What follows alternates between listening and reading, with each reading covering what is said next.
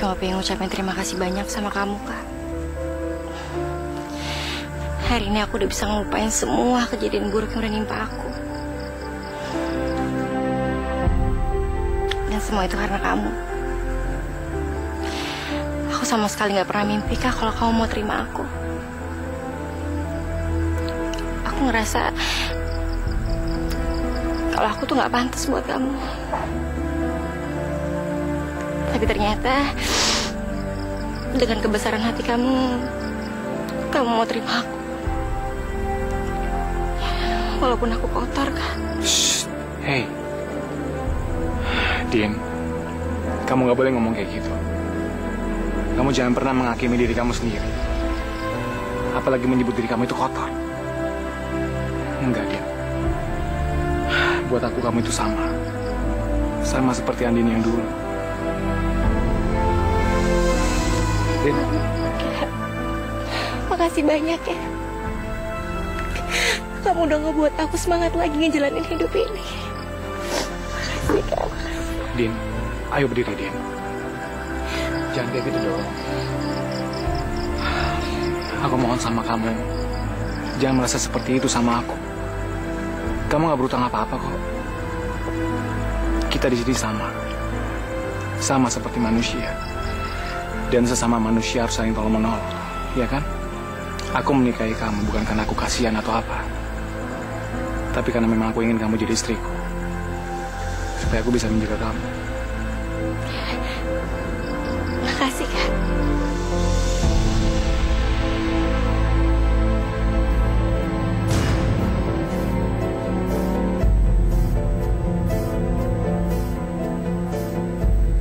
Dasar laki-laki tidak tahu diri. Bisa rusak keponakanku kalau begini caranya. Aku harus kasih peringatan.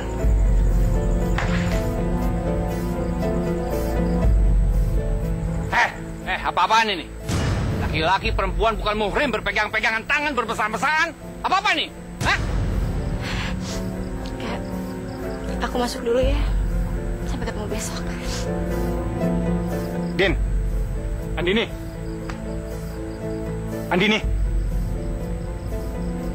Cukup!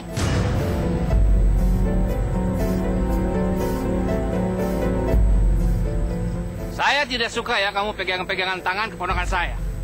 Saya tahu maksud kamu. Kamu mau menfitnah perempuan-perempuan yang ada dalam keluarga ini kan? Dari semua orang di dunia ini, cuma Anda yang menasihati saya gimana cara memperlakukan perempuan. Harusnya Anda itu ngaca. Gimana cara Anda mendidik putra Anda itu? Dan asal Anda tahu ya, nggak lama lagi saya akan menikahi Andini. Dan nggak akan ada yang bisa menghalangi itu terjadi. Saya ini masih keluarganya Andini. Ya? Dan perkawinan harus dibicarakan antara laki-laki dengan laki-laki. Jadi kalau kamu mau menikahi Andini, suruh bapak kamu kemari. Bicara dengan saya. Setelah itu baru bisa diputuskan apakah kamu bisa kawin atau tidak dengan Andini. Ngerti? Baik kalau begitu. Saya akan menyuruh bapak saya untuk menemui Anda. Sekarang kalau boleh saya permisi. Saya mau istirahat.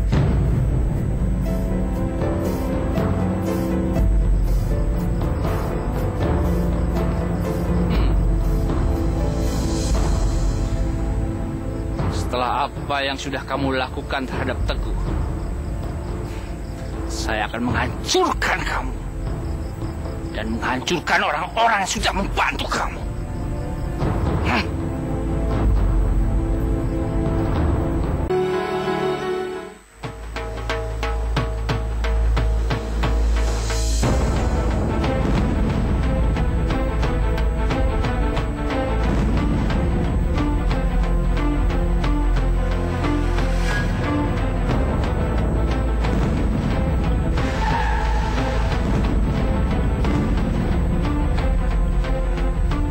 Ngapain sih itu anak?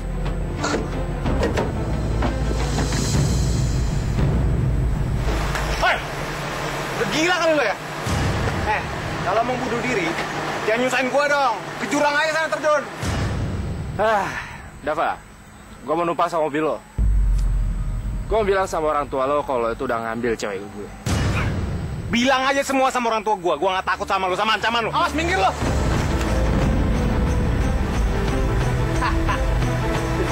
Aduh.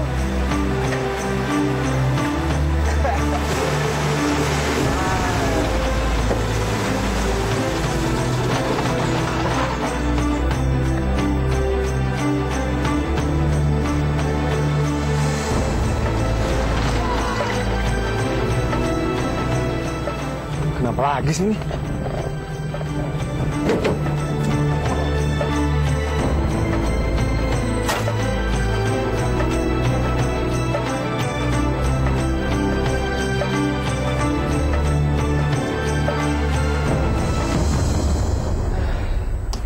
Bocor segala lagi.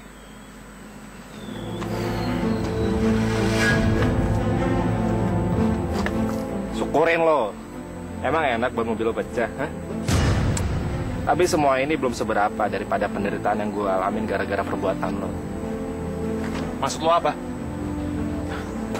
Dokter bilang ke gue kalau gue itu akan pincang selamanya. Dan semua ini gara-gara lo. Jadi sebaiknya mulai detik ini lo banyak berdoa. Karena apa? Karena gue akan bikin lo menderita. Gue akan balas semua perbuatan lo 10 kali lipat dari apa yang gue rasain sekarang. Lu harusnya bersyukur ya, karena masih bisa jalan. Kalau lu berani macem-macem, gua akan buat lu menderita di kursi roda. Hah?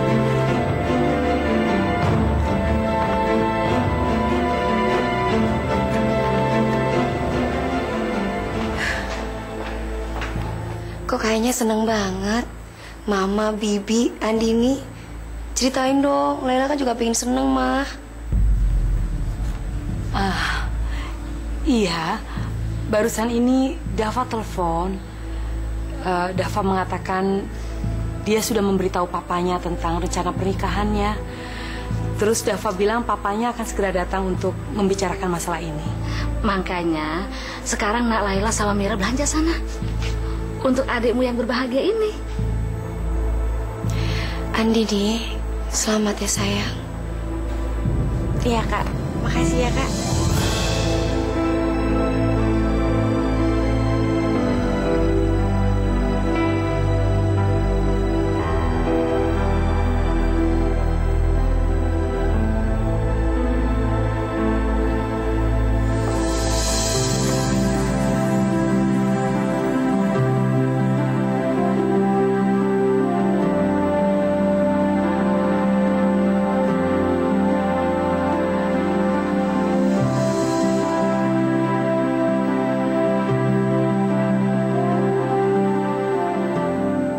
Kenapa sih? Kok cuekin aku kayak gini? Tinggalin aku sendiri. Kamu tuh kenapa sih? Kemarin kita ngobrol akrab banget, gak ada masalah apa-apa. Kok sekarang kamu kayaknya pura-pura gak kenal sama aku? Aku salah apaan sih? Dengar ya Tuan, saya itu cuma anak seorang pembantu. Sedangkan Tuan, anak orang kaya. Apa Tuan gak malu kalau nanti banyak orang yang lihat kita jalan berdua? Lebih baik sekarang Anda pulang. Karena saya juga mencari jalan saya sendiri. Mila, tunggu. Mila. Kok tiba-tiba jadi aneh kayak gitu? Pakai manggil gue Tuan segala lagi. Gue salah apaan coba? Apa aja yang dibeli nih, Nak? Bagus bener nih. Waalaikumsalam. Baru pulang? Iya. Mir, ayo dong bantuin kita. Kita lagi bingung nih, habisnya Andini cerewet banget. Kamu tahu Andini kan? Ini kita lagi pilihin baju buat Andini. Karena bentar lagi Andini mau ketemu sama calon mertuanya. Siang ini katanya sih mau datang. Ayo dong Mir. Ya ampun, maaf aku sampai lupa. Aku sibuk ngurusin sekolah yang lagi ujian soalnya. Makanya kamu tuh jangan mikirin sekolahan dulu dong. Pikirin juga kapan pernikahan kamu, ya? Aku nggak mau nikah, Bu.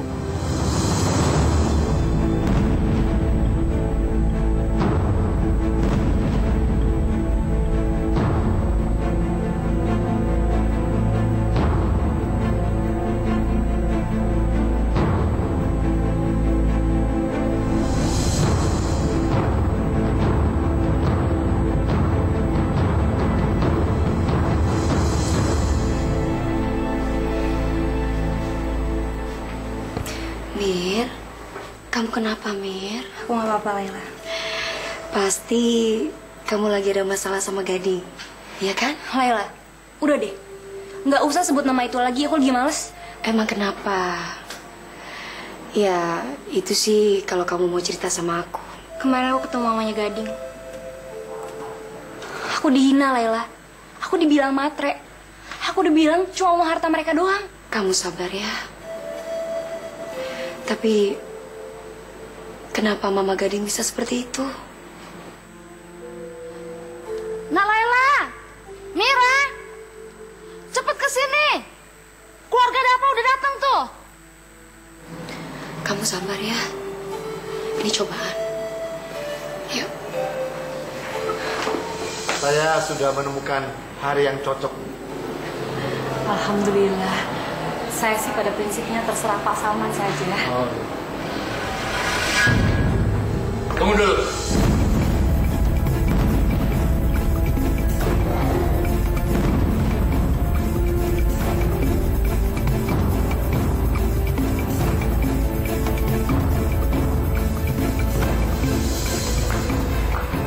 Om, nggak usah ikut campur.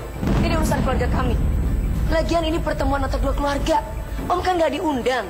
Kalaupun Om harus datang, Om datang aja di pernikahan Andini. Itu pun kalau kita undang Om. Saya sudah bicara sama Dava. Dan Dava setuju kalau pernikahan ini harus dibicarakan antara lelaki kedua belah pihak. Dan saya, setelah kematian ayahnya Dini, saya adalah laki-laki tertua di sini. Jadi semua keputusan harus melalui saya. Baik. Dava memang sudah memberitahu hal itu pada saya. Kabarnya Anda ingin bertemu saya? Kalau begitu, mari kita bicara di ruangan sebelah. Biar kita bisa bicara secara leluasa. Ayo, Dok. Silakan.